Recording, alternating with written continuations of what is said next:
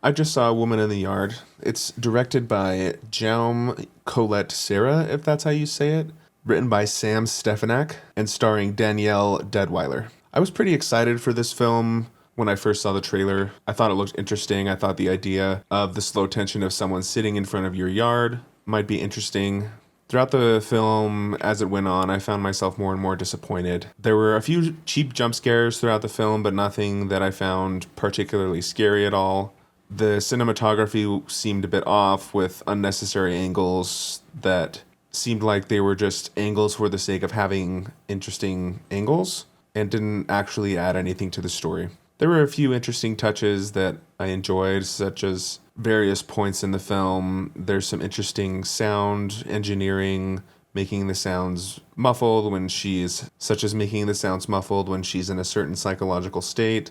I thought Danielle's performance was really excellent. I've also never seen her miss in any movies that she's been in, so that's not a surprise. The kids' performances, not to be rude because they're kids, but were just horrible. The son less so, but understandably the young girl just wasn't that great. There were a lot of things that didn't really make sense in the movie, not just metaphorically, but creative choices as well.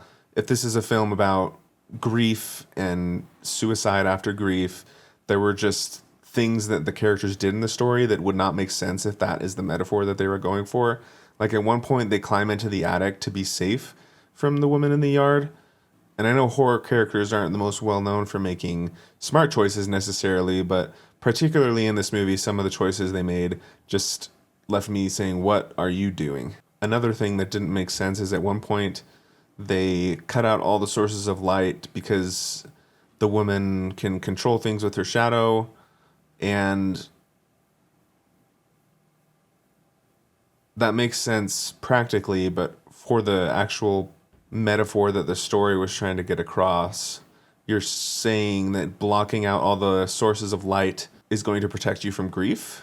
Maybe I'm looking too deep into it. Also, the way the characters were written in this, they're just some of the most unlikable characters in any film I've ever seen, maybe. They're definitely the most unlikable characters in any horror film I've seen. I was kind of rooting for them to die the whole time, to be honest. The mom, in particular, just has no redeeming qualities that are portrayed in the writing. Also, the finale, there were things that didn't make sense, and I won't spoil it, but if you see it, then you'll know what I mean. At one point, their dog disappears.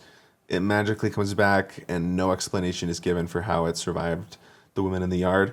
Anyway, this is one of the worst watches I've had in recent memory. I don't recommend it at all. I gave it 1.5 out of 5 stars.